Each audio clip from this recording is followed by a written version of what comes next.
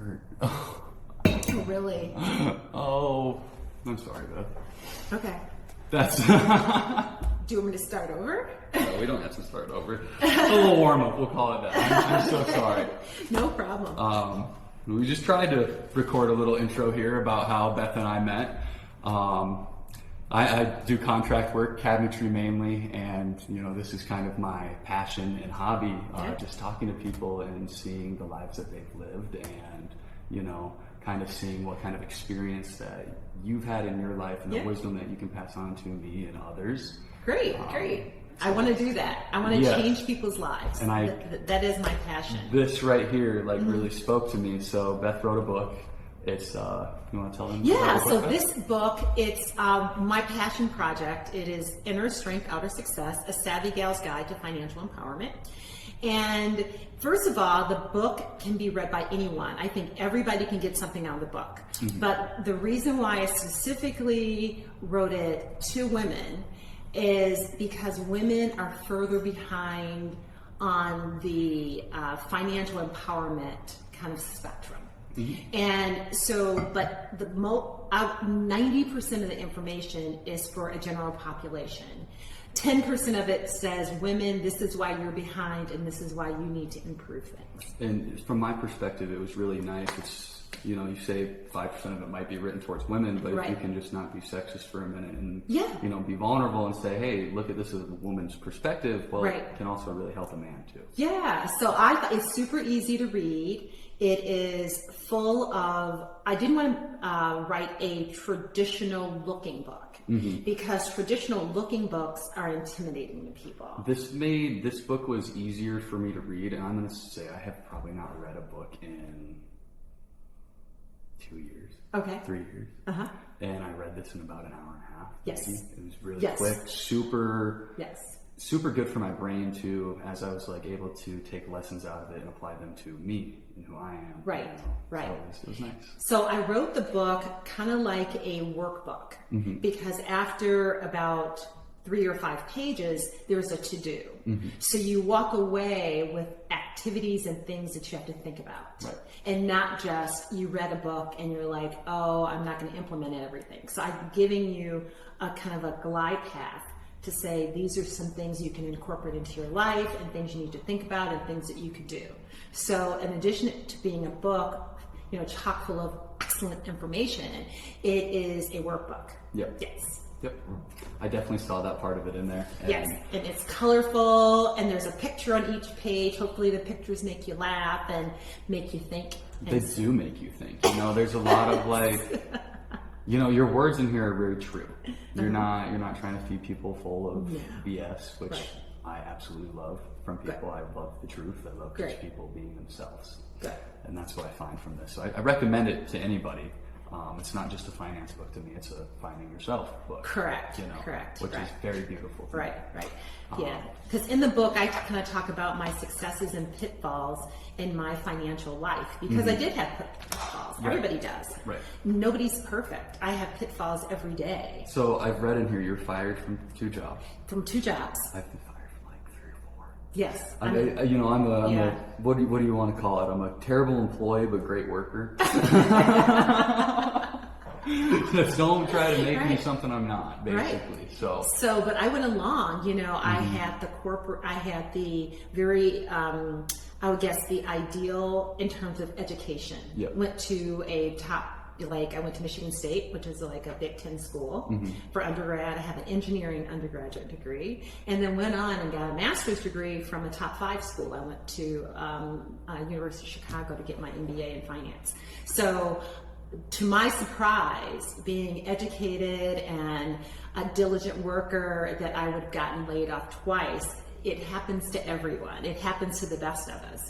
And not to say, it wasn't that my performance, wasn't fired because of performance. I was laid off because merger and acquisition activity, and that happens where they just say, okay, the department is gone. Did you take that as a personal hit when it first happened? It was more towards you and you didn't see it as an acquisition? Well, the first layoff, I actually worked for an M&A company. Mm-hmm. So I understood how acquisition So I was like, okay, this is par for the course. And I saw it coming. It was like, okay, I saw this coming. The good thing is from my first layoff, they gave me a year's salary. Oh, wow. Yes. Thank you. Yeah, thank you. Yes. Okay. But it allowed me to really do some soul searching. Yeah. And I had never been laid off, and I had to start to think about like how much things cost. Mm-hmm. That's when you're working, you kind of go along and you never really realize how much things cost. Can I interrupt for a second? Sure. What age were you when this happened? Gosh, so I had to be late 20s, let's see, 86. Okay, so I graduated in 86, got my MBA in 93. So I had to be about 30. 30? About 30, my first layoff. Okay. Because my first layoff was so I was 36 to be exact. Yeah, 35, 36. When I first got laid off. So I had just been going along in my career and not really, just kind of just buying things and living life. And when you get laid off, initially it was great because again, I did get a year's salary, but I had to also think about how long was it going to me to find a job, because my experience was very niche. I was doing merger and acquisition work in Chicago, so it's not like everybody was looking for those kind of people. So I went through this period of, first of all, I thought it was great. It happened at a time when I could make a course correction.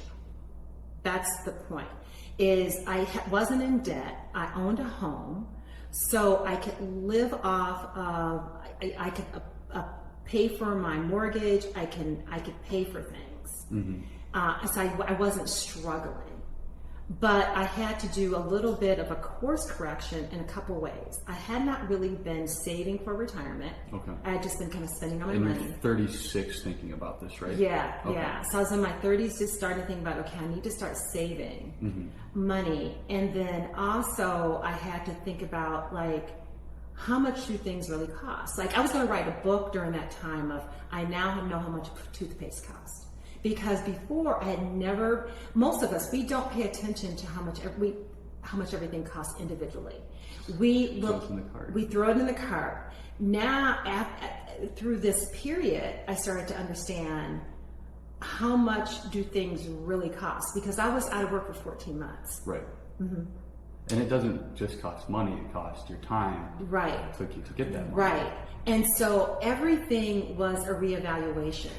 I determined, I had a car, but I lived in Chicago, but I would determine like, how could I take a bus to get to a location? So I started taking more public transportation. Mm-hmm. I started, if I wanted to entertain myself, I started looking at free days at the museums. I started using the public library more. So that layoff was very transformational in my life, because it was like, okay, I had a certain lifestyle. I want to continue in a certain lifestyle, but there's things that I can correct. I can course correct on. Okay. So it was very enlightening, because that's what I went through. I went through even how to explain myself when I was like at a gathering, a social gathering. I noticed that the first question most people ask are, what do you do? And so because that's what they associate with who you are. Correct. And so I came up with, I do life. Good job. Yes. So when people are at a gathering, like, what do you do? I do life. I actually just got asked this question. I rode up to Charleston not too long ago with a buddy, and we met a random guy up there on a motorcycle, and he's like, what do you do? Whatever I want. Right. And the other guy looked at me and he's like, must be nice. Right. And I'm like, yeah, it is. And you can have that too, but you have to realize it. Right. And that's really hard for society to realize. Right. Because we define ourselves by our occupation and not by the value we bring to society. Right. And so it was great, because during this time of unemployment, I had to figure all that out. I had to understand myself, so I had to do a lot of introspection. Right. I had to understand get my financial house in order. Mm-hmm. I had to just again understand how much things cost and how can I again use other resources that are free. So I started looking for free things to do. Like how can I keep myself entertained and involve myself in free activities. So it was a pretty, I thought for me, it was very transformational in my life being unemployed.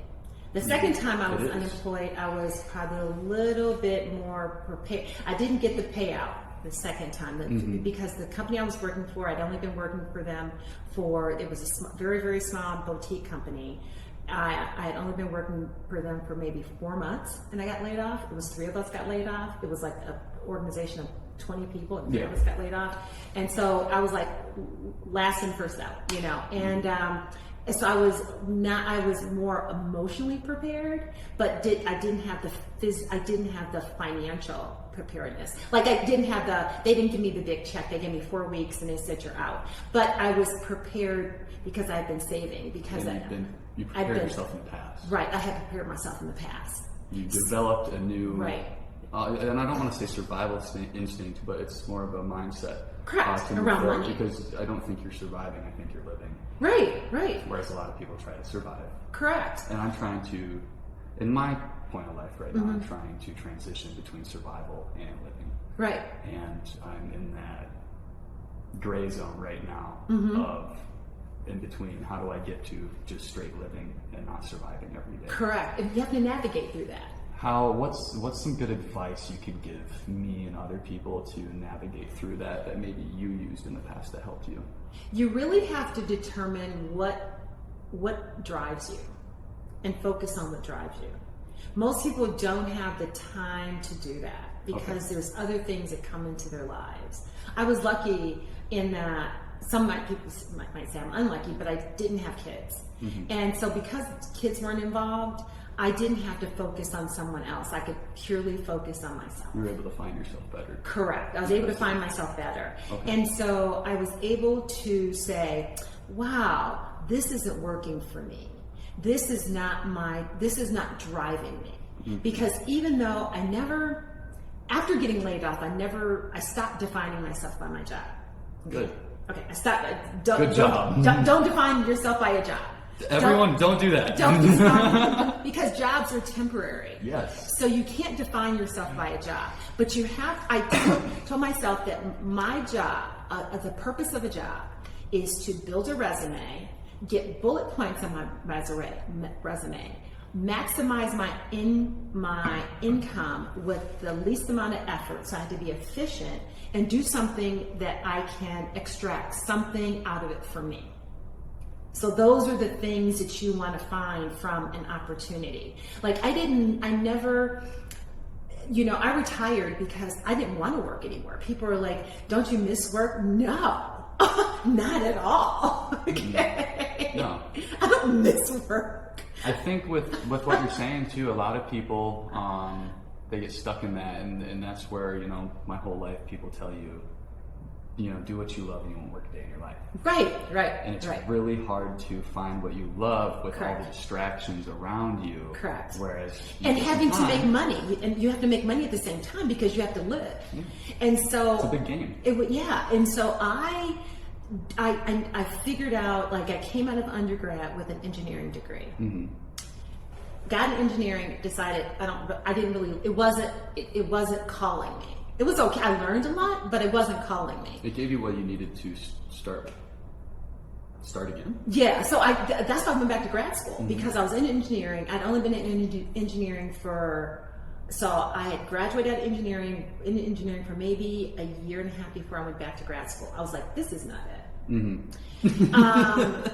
So I went back to grad school and got my MBA and said, let me understand how to make money. Because it was so pivotal. It was amazing. So I graduated in 1986 from undergrad. And in 1987, we had a huge financial correction. People were jumping, the Dow fell, 30% or something. Don't quote me on that. But it was a huge drop in the market. And people it was Black Monday. It was in 1987. And so all the engineers I was working around, as all men, they were all talking about the markets and what was happening in the markets. And I was like, I don't understand any of this stuff. And I said, my goal is to understand the markets and understand how money is made and how to capitalize on that. So you just said my goal, which Yes, one of my my goal. favorite sections from your book was goals. Yes. And how important it is in life Yes. to have goals. You have to have goals. Or it's meaningless. Right. What do we live for? And we don't get have- depressed. Right. You have to have, I always say, people that are depressed cannot formulate a future. No, they can't. They can't. And so if you can formulate a future, you're happy every day. And that's the idea of living between heaven and hell. Correct. Right? Okay. You've got to look, you have to have something, you have to have a carrot out there. I call it a carrot. You have to have a carrot out Chase there. that carrot. You have to chase that Put it carrot. on a stick and go. It comes from your back and it comes in front of you and you're chasing that carrot. You never catch it, but you're chasing that carrot. So you have to have you have to have goals. You have to have something to live for. You have to say, and you have to put it out there. You have to say, okay, I want this to happen in my life. So back to the analogy with the carrot. Yeah. Say you're chasing the carrot your whole life. Yeah. How do you eventually catch the carrot? You give up and say, I can't catch I don't it. need to catch the I don't carrot. need to catch the carrot. Yes. You get to a point where you're like, wow, it's the journey. I'm happy at what I'm doing. It's just like now, I'm retired and the carrots I chase right now are travel. So I always have a travel carrot that's out there. That keeps you going. It makes me keep going. It makes me want to get up every day. So there's always a travel carrot. There's always a bike ride carrot. There's always a hiking carrot. There's always a carrot out there that I'm chasing. And it's just like, oh gosh, I'm gonna catch up with that. I'm gonna get that done. And I'm gonna catch up with here, and I'm gonna get that done. So it's just, you always have to have carrots out there. You always, because that's what gets you up every day. It does. Why else would I get up in 100-degree weather and ride my bike at 6 a.m.? Well, you don't want to do it at noon. So I get up at 6 a.m. So and you I get do up it. So I'm up at 4:30 to ride, so I can be on my bike, having consumed some calories, and get on my bike and be ready to ride at 6. The wheels down at 6 a.m. That's something we've talked about in the past is just energy consumption. And you're huge on electrolytes. Yes. Can you explain that to me a little more so like I can understand better and other people can too, because I know you have a good understanding of it. I have a very great understanding of electrolytes. When I first moved to Las Vegas, because Las Vegas is very hot, and we don't sweat like other people do, because we don't. What happens is, because it's so hot here, this perspiration evaporates off your skin, so you don't feel like you you don't feel. There's no humidity. There's no humidity, so you don't. You don't just sweat. zaps it right It off just you. zaps it right off. So when I first moved here, I was playing a lot of tennis, and I was in a tennis tournament, and I started cramping. I started cramping so bad, and we could only take some breaks, and I was trying to drink Gatorade, and people were throwing me mustard packages because there's salt in the mustard packages. But too much salt, not good. Yeah, and then they were like, and I'm like, I'm trying to play tennis, and my body is starting to cramp. So I ended up winning the match, and then I just totally fell out back then because I've been cramping. So my teammates drugged me to the side, and we propped me up in a chair, and You're competitive, Beth. yes, Good. propped me up, Good. and propped me up in a chair, and then they tried to walk me around, and literally my body was cramping so much I just Couldn't move. I couldn't move. So they said, we got to take you to the You hospital. fall and Correct. fall. Oh my Yes. gosh. So my teammates took me to the emergency room. Oh my goodness. I'm in my friend's car, and when everything starts cramping, everything just starts doing You got like it that. bad then, huh? Yeah, everything just starts doing this. Like, you can't stretch anything out. Like everything. Were you scared? Oh yeah. And so they take me to emergency. Of course, the emergency team, they take me right away because I'm just like this. And they started giving me IVs. And they take my blood. They said, we got to take your blood, because they said, first of all, the reason why you cramp so bad is because you are totally depleted of magnesium. You have no magnesium in your body. So they gave me magnesium pills. And they said, what were you drinking? And I was like, I was drinking Gatorade. There's like, that is nothing but Kool-Aid water. Yeah. Do not drink it. Sugar It's like, water. it's just, it doesn't do anything for your body. You need something with salt in it, with potassium and magnesium. You need All three. of the perfect chemical ratios You too. need all of them, right.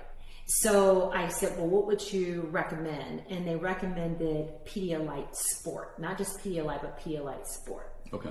So I started using that one, and then I started doing my investigation in terms of what is a better electrolyte.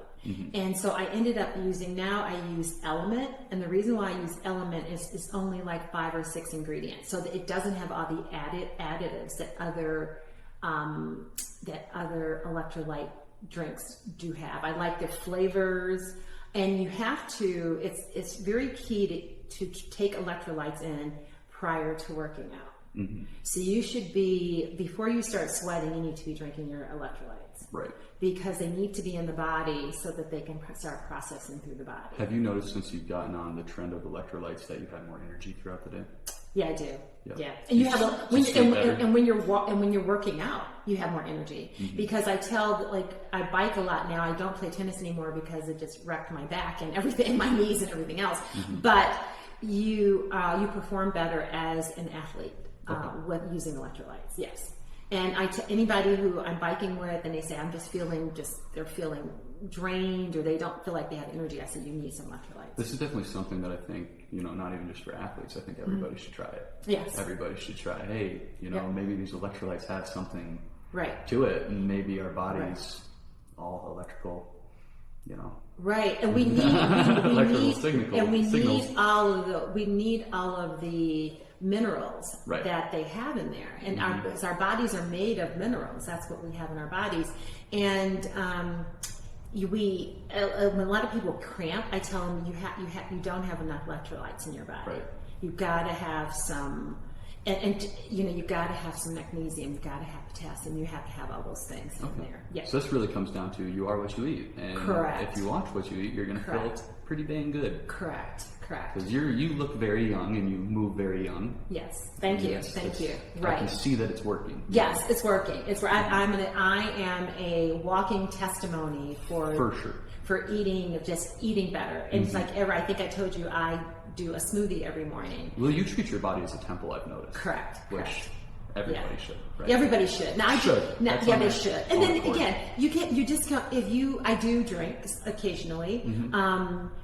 But I've noticed that, like, when I drink, my sleeping, it just definitely destroys my sleeping, and I don't think people want to admit to it. It destroys your sleeping. It's mush in your brain. Correct. And so I do have a drink occasionally, but I know that night I'm not going to have good sleep. And then I typically don't do it if I know I'm going to work out the next day. Okay. So it's just, you don't have to deny yourself, because if you deny yourself, life is not fun. No, you have to indulge on the delicacies of life. Correct. So do I I have a sweet tooth, so I do have sweets occasionally, but I do try to limit all those things, because everything in moderation is okay. Yes. That is such a good message. I love that. Everything in moderation is okay. From electrolytes to that. Yes. And we don't understand that the reason why we have, this is my theory, and again, this is what do they say, like armchair talk about like health and everything like that, but we as a society don't eat food that is nutrition dense. No. And that's our problem. Just filler dense. It's filler. It's like, so potato chips are filler. It's not nutrition dense. So this is the reason why I incorporated smoothies into my diet daily, is to get the burst of nutrition early in the day. Natural sugars. Yes, natural. Yeah, get vegetables and fruits. I use coconut water for my smoothies that have electrolytes, and then I put mineral powder in there. So I make sure that my smoothies are nutrition dense, because that way I'm going to feel full longer, and then my body is getting the nutrients that it needs. And then you eat less during the day. That's awesome. Yeah. I've been onto the smoothie kick a little bit lately. My Okay. dad got a Ninja blender, so I've been using that a little bit. Yeah, and just use what you have, and Yeah. it's all about just getting it in, and you don't have to have the fanciest blender. Like I use a NutriBullet. Like I use something easy, but I've made it. To me, it's a habit. It's in my DNA. Like It's routine now. It's routine. I have been doing smoothies for probably 10 years. Good. Almost every morning, like that. They've been working. Yeah, and if I, sometimes like if I'm traveling, I would go out and have an omelet or something, but it's not regular for me to do that. Like I don't eat pancakes or things like that for breakfast. I've noticed you work out a lot. I work out a lot. How many miles on average do you think you do a week? On my bike, anywhere between 70 and 100 miles. Because I try to ride 3 times a week, and each ride is about 35 miles. And then I hike anywhere between, 4 and 6 miles. Like I hike once a week and I bike 3 times a week. But I do yoga because you have to stretch out your muscles. So I do yoga 3 times a week too. Okay.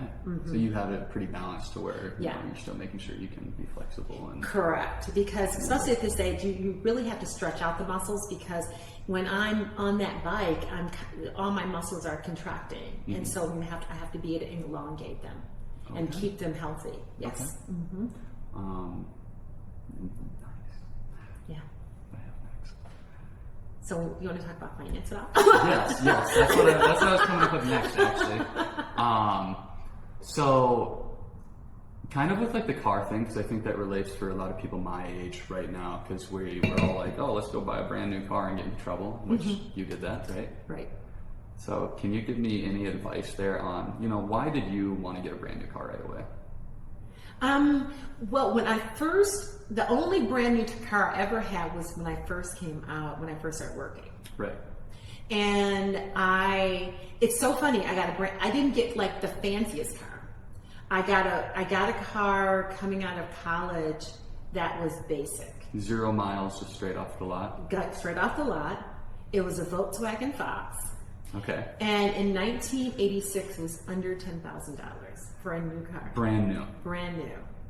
Now, I didn't have power brakes, power steering, power windows. It was automatic. I still roll my windows down. Yeah. And so, but I needed a car, and that was the only car I have purchased that's been new. So, why were you okay purchasing that one new? Was it just one of those things where you had to kind of learn? I had to learn. It was because it was my first car that I purchased at all.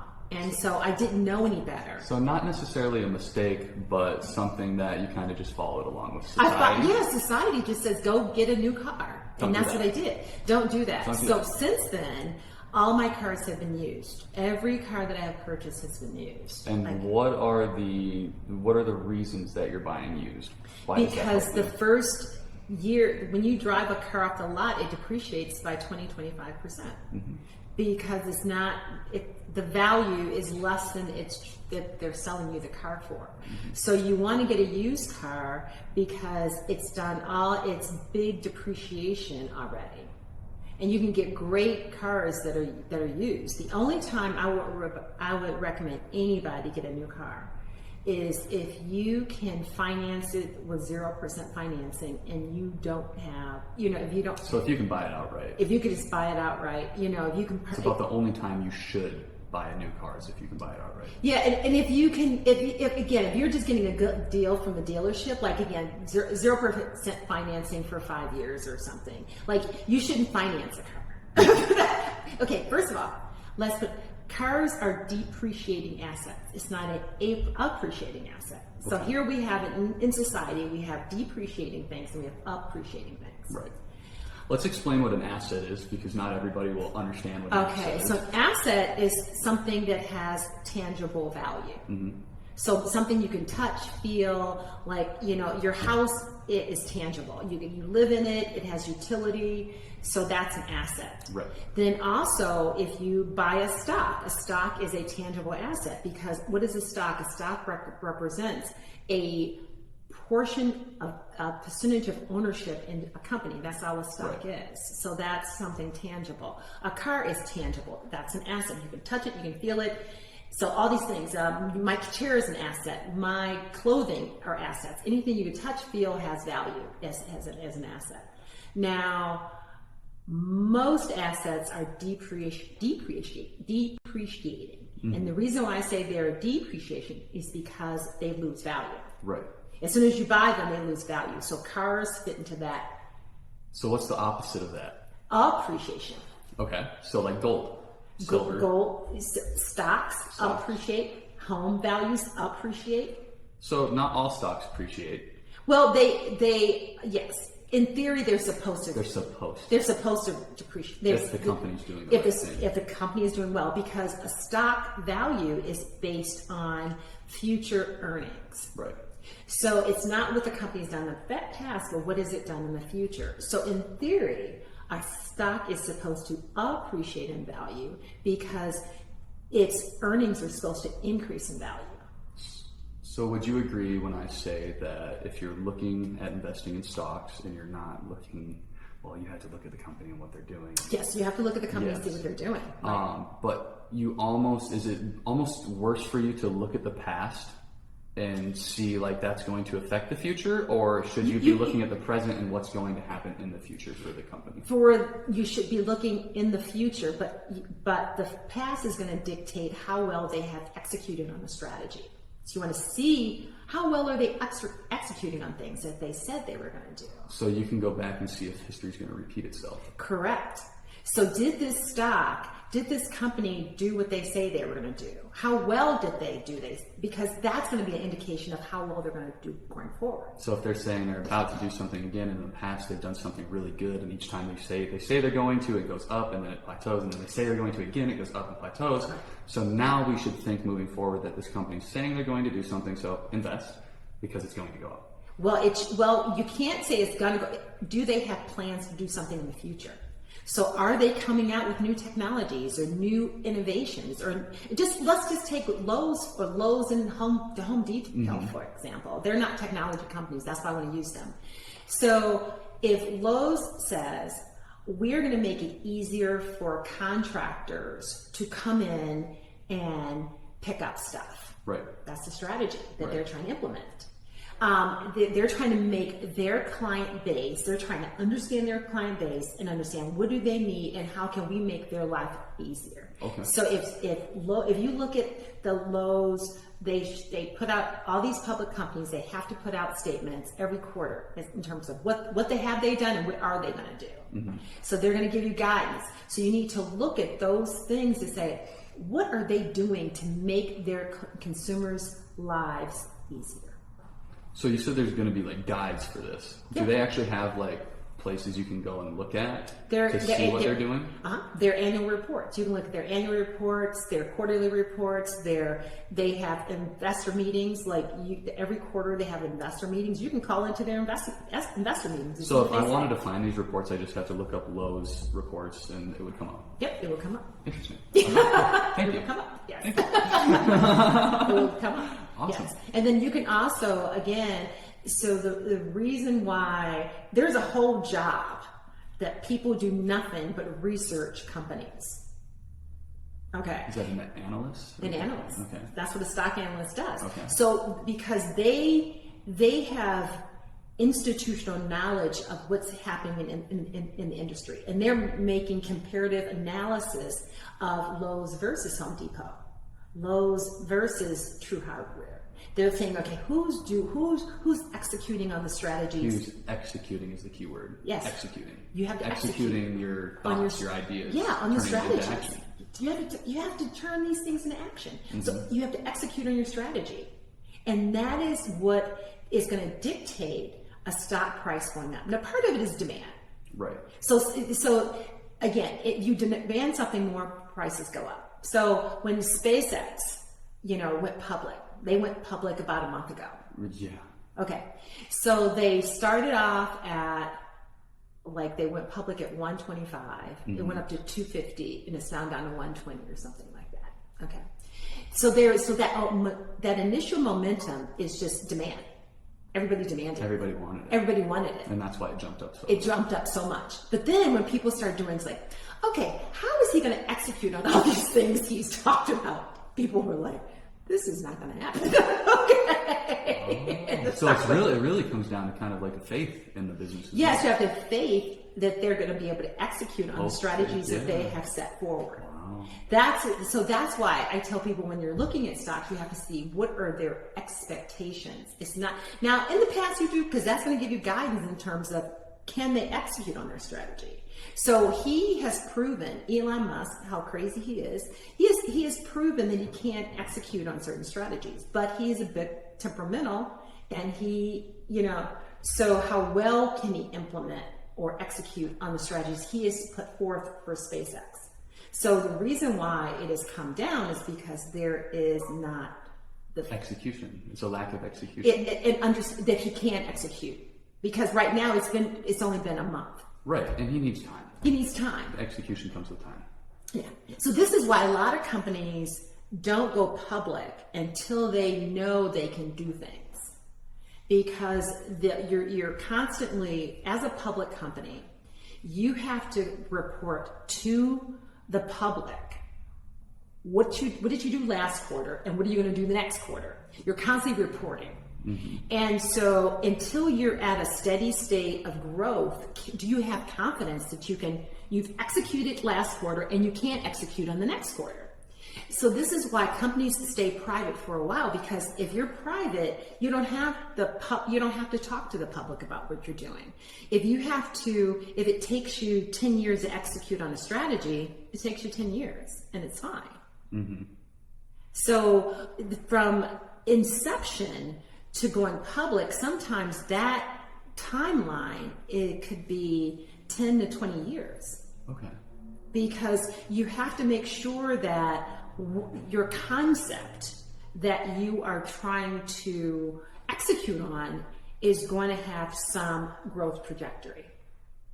Okay, so let's go back to Musk for a second. Yes. And SpaceX. What do you see happening to that stock? I don't know. You don't know? I don't know enough. You don't know enough. And because I don't know enough about the strategy he has set forth. It's kind of a sketchy one, huh? A little bit. Yeah, and I haven't researched it enough. Like, I don't know enough about space satellites and spacecraft to know, to know what he's going to do. So this is why I don't buy too many individual stocks. Right. Because I tell people, if you're going to buy an individual stock, you have to do the research to figure out what they're going to do. Do you have a certain stock that you're to the point where you're so familiar with it, you can say I'm 100% on it and I know what's going on here, or I'm very certain? No. Do you have a favorite one that you understand? No. Okay. I don't. And you know why? Because I'm retired and I don't care at this point. Okay. At this point, I don't care. Yep. So I have money in the stock market, but this is why when most people invest, they invest in mutual funds or ETFs, because that way you don't have to know. You're investing in a sector, so you don't have to know exactly what SpaceX is doing. So if you're investing in a technology ETF or... Can you explain what that is to me a little bit? Okay, so what a ETF is, an exchange traded fund, and that's what that acronym stands for. Okay. But it is like a mutual fund. So all a mutual fund and an ETF is just a collection of stocks that represent a particular sector. So if you were to buy a technology mutual fund or ETF, in this mutual fund or ETF is going to be a collection of technology stocks. So Apple, NVIDIA, so forth, the big seven, whatever. Yes. Okay. You have all of them. Thank you. Now I understand. Yes. And so this is why I tell people the best way to invest is just invest in sectors, because we don't have the time, the acumen, all the research required to actually do research on stock. I don't have time. Mm-hmm. I want to go out and bike. I want to go out and hike. I don't want to sit. You want to live. I want to live. You don't want to be playing one game. Right. So when you're putting together a portfolio, when you're investing, the easiest way to do it is to invest in various sectors and just make it diversified. so that you're investing in various sectors, because every sector is going to move differently depending on what's happening in the market right now. And I know this is going to be different for everybody, but Right. say we go home with our paycheck every month, every 2 weeks, every week, whatever. How much of that should we be putting away into these different sectors, into stocks, into CDs, Okay. whatever we think is best? So in terms of, let me start with your overall budget. So your overall budget, if you look at what you bring home, you should be saying 50% are my needs: living, utilities, Bills. car payment, bills. 20% you should kind of save, and then 30% on enjoying life. Okay. Okay, so it's like the 50, 30, 20 rule. So you should be saving about 20%. 20%. If you can save more, that's great. Good. But most people are spending all of their paycheck. Okay, they're not saving anything. Right. And- I mean, me too. I'm 26 years old. That's, I've been making mistakes my whole life, which I've failed all my life. Good, right? Now I can use that to be a better person and Correct. correct my mistakes. Correct. So, Yeah, so you should live on less than what you make. Okay. If you live on less than what you make, that way you can save, because you should be trying to save, as much, at least 20%. And so in that savings, that pie, that 20% pie, you need to have cash, because shit happens. You need the shit that happens cash, because shit is going to happen. Every Right. month shit happens. rainy day fund. Yes, you need the rainy My day mom, fund. my whole life. You need a rainy day fund. Because- Have I listened? No. Because- Am I here now listening? Right. Yes. So you need a little bit of that 20% you need to put in, having in something cash or very liquid that you can always access. Look at I lost my job, twice. So you need that money to live on. So you need, and some people say you should have something where between 3 and 6 months of savings of what you need to live monthly in savings. I would say more, because my layoffs were 14 and 9 months, so I needed more than 6 months of payment of money to live on. So of that 20%, you should have your rainy day fund, your shit happens fund, and then you should be saving for retirement if you want to retire. Right. So you're dissecting these percentages even further down Yes. from what they are on the surface. Yes. And then when you're investing, so you have your rainy day fund, that you have it in something cash-like, that you can access, that in your savings account or a money market fund, something that is easily accessible, that you can just pull if something happens. And then you need money that you're going to invest for long term, because all of us want to not work the rest of our lives.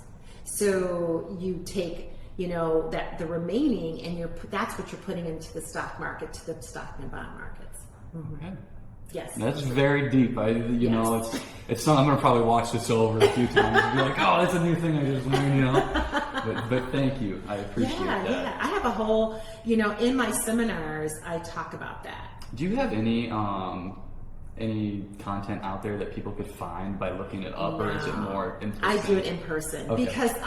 because people have questions, and no one. Right now, the seminars that I do 2 seminars for the public library, and it's Be the Boss of Your Financial Future, which a lot of the concepts from our book are there, and then I also do Demystifying the Capital Markets, where I talk about, like, what's a stock, what's a bond, what are these sectors, what is an ETF, what is a mutual fund. I talk about all those things, and they don't film it because they want it to be free, and they want people to come, and they want people to understand it. Okay.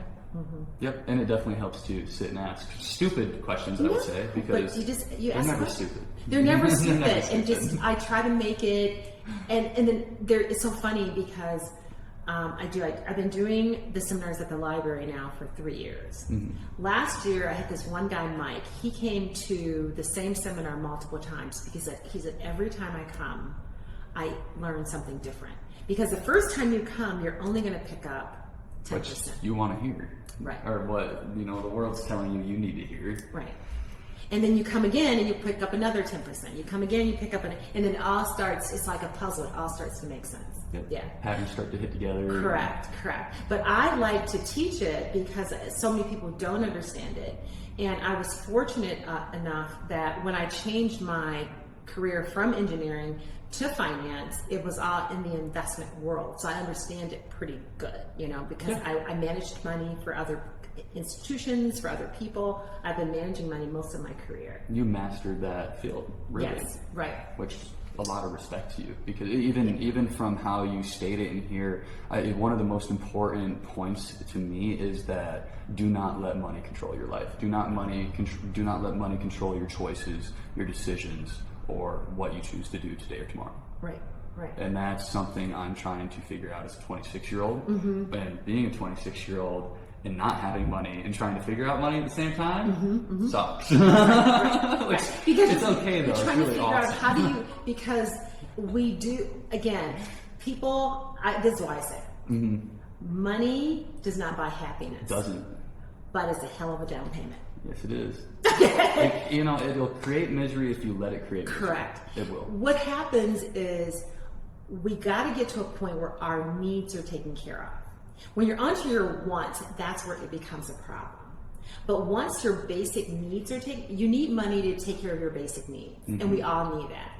And so it's diminishing marginal return. That is the economic term for after your needs are taken care of, you only get marginal return from that additional dollar. Because it just becomes like, I'll just buy another car or whatever.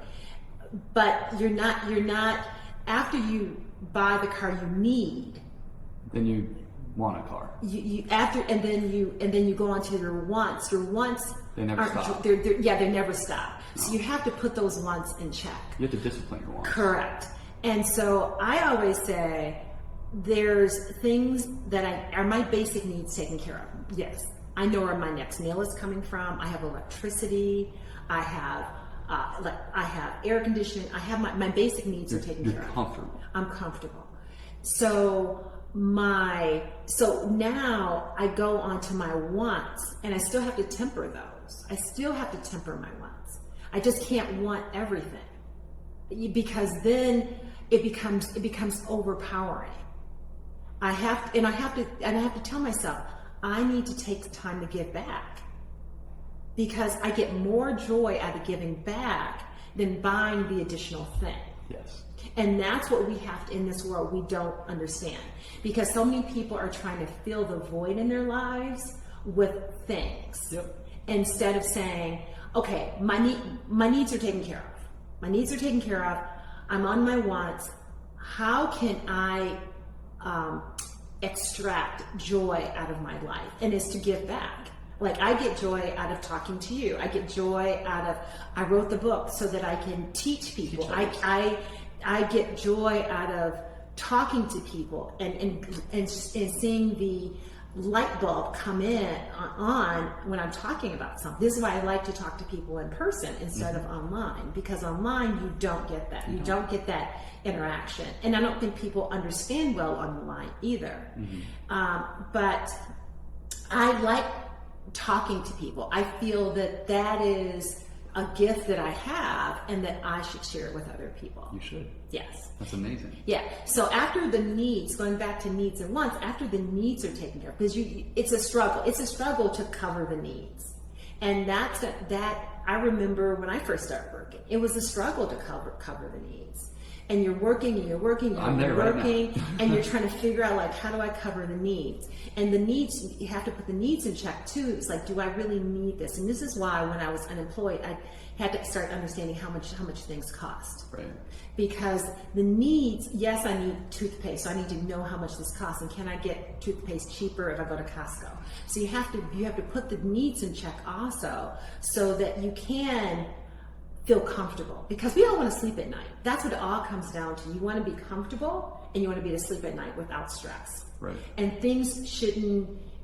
So you have to think about, what can I do in my life? So it becomes this big question of, what can I do in my life that's going to bring me some happiness, that I don't mind doing for 8 or 9 hours a day, that's going to cover my needs. Gotcha. So you have to think about, okay, what can I do? Because in this process, you have to extract something out of it. Like what kind of joy am I getting out of Each day there's something you have to extract out of it. Correct. A lesson is what I like to call it. And Yeah. this might be my lesson right now. I'm extracting a lot, you know. Yeah. So thank you. Yeah, you're welcome. And so it's about every day. I used to tell myself when I would work, I would tell myself, every day I want to learn something. If I learn something, then I can check that box because I'm a better person for learning something today. Yeah, I'm with you on that. Yeah, like every day I want to learn something. That's why I love going to work. Yeah. That's why I love what I do, because each day I try to teach myself something or learn something from someone else. Right. And that, you know, at one point you can turn life into work and say it's all work. Right. And then it's all learning and it's all lessons and it's all really beautiful if Right. you let it be. Right. Which I've had a hard time getting there, which I'm finally starting to slowly, or, you know, Right. flexing the muscle to Right. practice that every day. Right. So you have to slide into the niche that helps you define who you are. Right. Because everybody is different. Everybody is driven by different things. And so engineering wasn't for me. So it took time, but I went back to grad school and said, okay, what is for me? What can I do? So every time I changed jobs, I was like, okay, I want to get closer. I like this aspect, but I don't like this aspect. Let me try to move closer to this aspect. Okay. That's all you can do. My whole life I've struggled to find what I want to do. Very, very badly. To the point where it's like an identity crisis. Who am I? Right. And now I'm finally at the point that I do know who I am. I do know what I want to do, and Right. I'm doing it right now. Right. But getting to that point's hard, and you know, It's I think we do very have to go difficult. through trial and error. And We do. We make mistakes all the time. 20 different jobs now.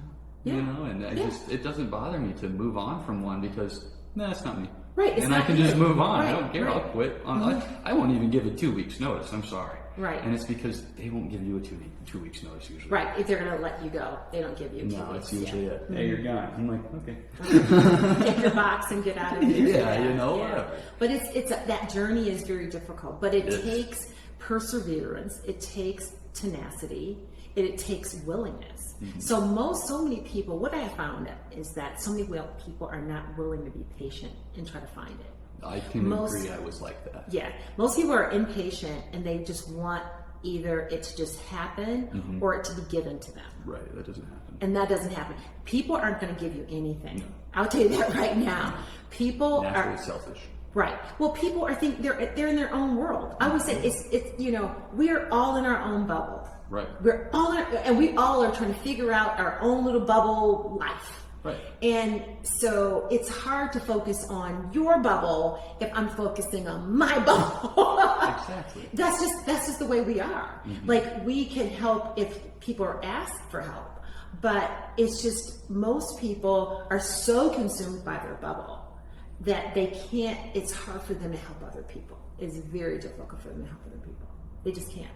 And so I'm glad that I'm at the point in my life where my bubble is fine. So I can reach out and say, how can I help you? What can I do for you? How can I make your life better? I have the capacity to do that. I've definitely seen that in you. And, Yes. you know, thank you. And thank you for taking time. Sure. Right here. It's not just for me. I think everybody will hear this. You know, Yes. It's good Yeah. conversation. Yeah. Yeah. Yeah. I definitely wasn't in this mindset a month ago. Okay. You know, it's nice to, you know, kind of forgive myself for my past and be like, you know what, man, it's all learning. It's all Right. okay to go through the shit. Correct. And you have to realize that, you know, it's not all pretty, but in It's the not end, in the pretty. present moment, it's very Right. pretty because it's who you are. Right. And that's helped me a lot. Right. I say failure is not trying. Right. Because even when you set out to do something and you're like, and I'm not going to use the word failure, but it's not what you expected it to be, you learned. You learned that it's not what you expected it to be. Okay. Failure is like the most amazing thing. Yeah. Because yeah. it teaches you what to do differently. Correct. And I always say you evaluate and you recalibrate. And that's all you can evaluate do. and recalibrate. recalibrate. Ooh, I like Always that. have to evaluate where was I coming Savvy. from. So you have to evaluate where did I come from. Let me evaluate. Let me just really figure out what went wrong there. Yep. And you recalibrate. That's what we do that every single day. Every day in everything we do, we have to evaluate. When you go down the wrong path, you know. The hardest thing for me with this was, you know, finding myself because of what you're saying right now. It's like the recalibration. I was always trying to recalibrate for other people and not myself. I was trying to recalibrate me to be what other people wanted me to be. Right. Which it's really just miserable if you do that because you're people pleasing. And the one thing you're not doing is you're not you pleasing. Correct. You need to be a little selfish and you need to please you so you can help others please themselves. Right. Just like with what you're saying, I think, you know, to realize that is, are you happy with yourself first? You have to be happy with yourself. And you have to be, we don't live in a society where people are introspective. No. People want to blame others. Everything. For everything. Nothing's your fault. Nothing's your fault. It's all your fucking fault. I'm sorry, it is. Right. Your choices in your everyday life are what led you to this point in reality and presence. Correct. And that's what I said, you have to evaluate. Yep. You have to really evaluate. How did I get here? Right. Like, what did I do? And how can I recalibrate to move forward? But people are not introspective. People want to blame everybody else around them. And granted, I've had bad bosses, I've worked around bad people, but you put yourself there. I'm there, and what I need to do is extricate myself from that situation. 100%. Okay, if this is a bad, toxic situation, I'm going to look for another job. I'm going to extricate myself from the situation because there is no winning in this situation. I'm not going to try to, you know, you can try to fight because you do need to fight a little bit because until you can find that next thing. And if you just can't quit without a job because you have responsibilities, I get that because every time I've quit, I've had a job. If I quit, it's because I had a job. You had something lined up. I had something lined up. But when I realized that this situation is not allowing me to flourish and grow, then I need to take myself out of that situation. Right. And you know, what are some things that can help you realize that that's not helping you grow? That's not helping you flourish into who you want to be. Right. You know, what's making you know that's holding you back? Because you're not learning something every day. It goes back to every day, if you're in a situation, you should be learning something. Okay. And if you're not learning, you need to move on. Yep. You need to be... Don't stay stagnant. Right, don't stay stagnant. If you're not learning the way you want to learn, you know, it's different if somebody says, oh, you're going to be a forklift driver and I don't want to be a forklift driver. The next, you need to move. Don't be a forklift driver. Yeah. Don't go try a crane for 6 months and then tell yourself you don't like that either. Right. But then tell yourself, who am I? And, you know, what do I actually love? And then figure out what you love. And figure that out. Yep. And so every day you have to think about what are my strengths and weaknesses. You have to be real with yourself. Yeah, 100%. You have to say, what am I good at? What can I really do? It's just like in high school, I went to a high school where you actually had to choose a curriculum, just like college. You had to be, and so I chose. They gave you free will. Yeah. So I chose Chem Bio, which was like in my high school, that was like pre-med if you wanted to be a doctor. Yeah. The first time I had to dissect something, I was like, this is not for me. Okay. Let me move on. Okay. I don't want to do this. I don't want to do this. And that's really cool, you know. And it's where, like, I've looked back on school and been like so upset, like, oh, they forced us through school. And now I look at it like they gave us so much experience into what we wanted to do with our lives through school, but we got too stuck up worrying about what was going on around us. Correct. Because what school did for you is it gave you all these different paths that you could take. Yeah. Like you found out what you were good at. Yeah. That's what it did. It really teaches you what you're good at. These things. I can use them to do anything. Correct. So school gave you put you in all these different scenarios. It said, okay, you're going to try all these different things and you're going to see what you're good at. And so I was never good at, even though I wrote a book, I was never good at writing and I would never win a spelling bee. That's just not me. But I can do math like in my head. Right. So can you do like calculus 2 in your head? I have a buddy that does that. I'm not that smart. It's crazy. I don't know how he does it. Yeah, but so I can do what I can do. Even now, I play math games. I'm 62. I play math games. I'm flexing my muscle every day. Yeah. But I decided, this is why when I went to college, I didn't go pre-med, because I'm like, that's great, but I know I'm not going to want to do that. So let me do something that focuses on math. And I was like, engineering is very math based. And so I go into college, I go through Michigan State, and I do actually computer engineering, because computer science at the time was in the College of Engineering, because this is back before computer science was like the hot thing. Okay. And so I ended up taking classes. I took computer classes, I took math classes, I had to take calculus, physics, all that stuff. But what I really liked about computer science is computer programming is very logical. And I found out, gosh, I'm such a logical person. Logic is everything is yes or no. Yeah, that's all it is. That's all it is. Everything is yes or no. Yep. There's no gray in computers. Because when you're programming a computer, you can only tell it yes or no. Right. That's it. Those are the two options. And if you do that to your brain, then it creates healthy options and not healthy options. Correct. But it taught me logic. It taught me how to go through decision making, because decision making is a series of yes and no decisions. Right.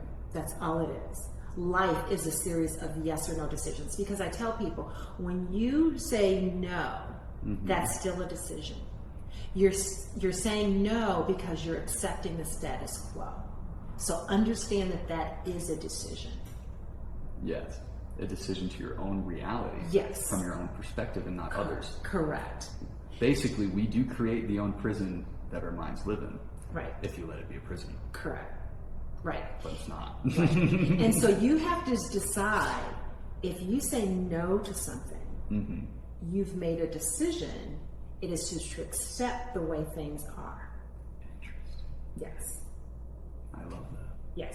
And so that's all a no is. Is a no is saying it's no. Okay, and maybe you're saying no because that's not the right choice at the time. Then look for other branches you can branch off to, because that's what a computer String does. theory. Yes, that's all it is. So if you're saying no to this, then look for something you can say yes to. 100% string theory, which I've actually looked at life a lot like string theory before, and our choices are the strings. Right. So back when I was programming, it was called a flowchart. Everything is flowcharted out. Everything gets flowcharted out. This decision, yes or no. Then you get to hear this decision, yes or no. And that's all computer logic is. That's all computer logic is. So I learned so much by being in computer science, because I learned how to make decisions. I learned how to make decisions and think through processes. Yes. So basically, what you're saying is computers, well, to me, how I'm hearing this, is that computers are more logical because they operate off of straight, what would you call it? Straight discipline. Yeah, it's yes and no. There's no and that's what there's you no taught gray. yourself was discipline. There's no gray for computers. There's no gray. That's really cool. It's black or white. That's it. Whereas humans have a lot of gray in them. There's a lot of gray. And even though there's a lot of gray in our life, don't get me wrong, I do think there's a lot of gray in our lives, because there's so many things that are not absolute. Right. But you have to think, what is going to be the best gray option? Like in yes or no. Like you have to still think through things, and you still have to try to take action. Gray is almost like the presence, like you're there in it. It's just you got to be able to see. Well, the gray is the emotional part. Oh, computers aren't emotional. Okay, thank you. So that's a really good. Part. Yeah, so it's the emotional. It's the ego. It's the emotional part. Wow. Yeah, that's what the gray is. Interesting. That's what it is.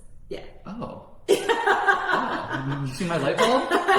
See, I like those light bulbs. Yeah. This is why I like to talk to people, because then you see the light bulb. Well, this is, so like my whole idea with this is, I love this. This is my favorite thing to do in the world, is talk to people. And that's who I am. I love talking to people. Right. Whether it's to help me grow, help you grow, or help everybody grow. Right. that's why this is so special to me. And Right. like just Good. that little conversation, you have your white and your black and then the gray. It's And the like, gray. oh, wait a minute. Right, there is gray. That was a huge light bulb to Right. me. So thank you. Yes, the computers don't see gray. That gray is emotion. It's emotion. It makes us human. So this is why we have the gray, because it's emotion. Because you can say you can take everything that happens in our lives, and if you just looked at it without emotion, if you're looking at the best possible outcome, you might not make that decision. Once you interject emotion, you might make a different decision, because we're human beings. We're Right. It's like if a building is burning, the yes/no decision is say don't go into the burning building. Mm-hmm. But the gray part is if somebody's in there trying to survive. Wow. Wow. That's so deep. Because that becomes the emotion. Do I go in and save that person? Yeah. Because the logical computer would say no, it's a burning building. Yeah, you don't want to It's die. Your body says no, but you inside are saying that person needs saved. I need to do everything I can to help them. Correct. Well, at least in my mind it does, Correct. and that's what I would And do. So I try to save them. Correct. So that's what makes us human. So that's the human component, because we do have compassion, and I do think that we need to be more empathetic as people, and we need to think about and have more human compassion. But that's a whole different discussion.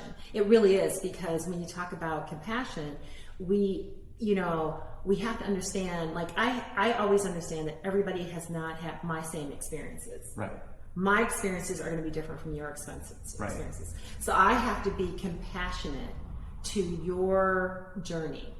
Yes. Okay. So that's the human part of me. Mm-hmm. So when I talk to people about decision making, they're going to have yes/no decisions, but there's also an element of understanding where did you come from, because that's going to dictate what's the best decision for you. Yes. Mm-hmm. Yes. Thank you. Yeah. That's really cool. Yeah. So it's always going to be different for everybody. Again, my perspective, may vastly different from somebody else's because of my experiences. Your lens. Yes. I always tell people, this is another one of my sayings, is we all come into this earth as rocks. We leave as diamonds. Yes. And every experience we have is a cut on that rock that makes us a diamond. So everybody's diamond looks different because we all have different experience. So I am who I am because of all of my experiences. Yes. You are who you are because of all of your experiences. Those experiences are different.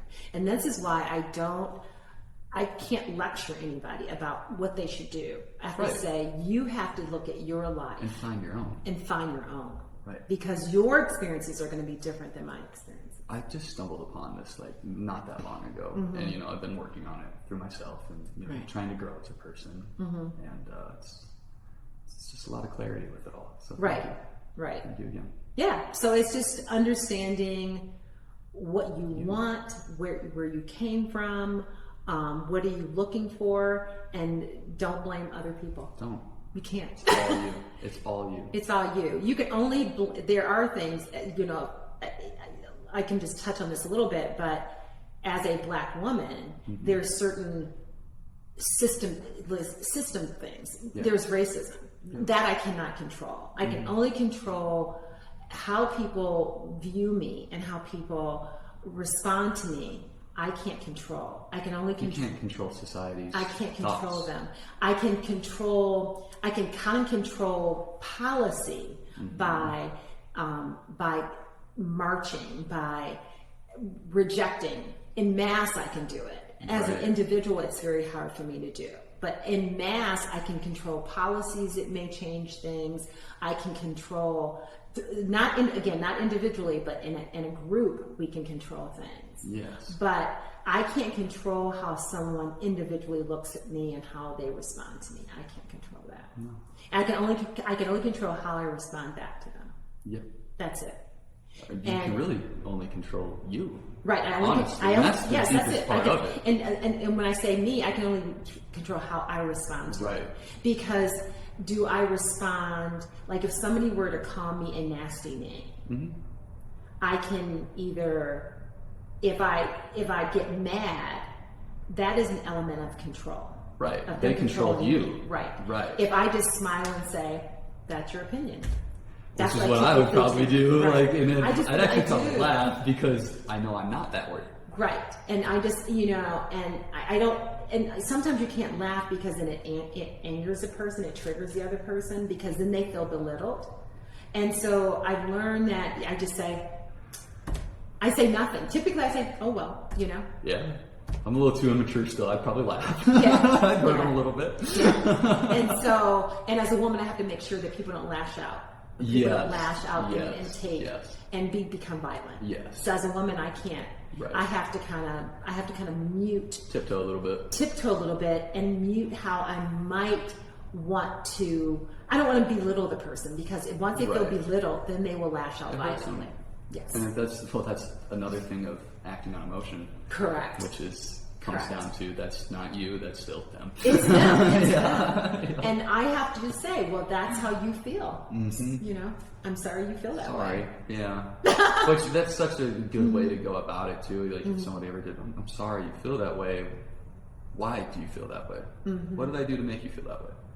And it's typically most people, they react based on how they feel about themselves. 100%. It's not about you. Right. Typically. Right. A lot of what we say out loud is reflection. It's a reflection of how people feel inside themselves. Yep. I've been seeing that a lot in life lately. Right, right. Which is beautiful. Right. Very beautiful. Right. It teaches us a lot about us still. Right. And so you just have to say, oh, well, sorry you feel that way. Giggle inside and walk away. Yeah. Right. Okay. It's sad because sometimes, especially when people are, especially now, there's so much hatred in the world. Yeah. And it makes me angry that people hate other people so much. And it's just like, how can you hate somebody you don't know? Why do you think that other people hate people like they do though now? Do you think it's their, and yes, it is partially their fault, but can you agree with me that maybe society has pushed us to this hatred to be more divided? Of course, because this is what society does. Society provides the imagery to make us hate. Right. Okay. So society provides comparison. Yeah. Yes. It puts the face. It puts negative attributes to the face to make you hate it. That's what society. This is what television does. Yep. Television gives you a view of people and things that you've never experienced, but it assigns characteristics to those people. Right. And so then you can say, I hate that person because that's the characteristic that they have. Mm-hmm. And television does a lot. Television and now social media. Right. So social media. So if you are in YouTube is giving you an algorithm and you're looking at negative things. That's just going to keep looping negative. Right. It's going to keep looping negative. I just changed my algorithm. And that's because I changed me, right?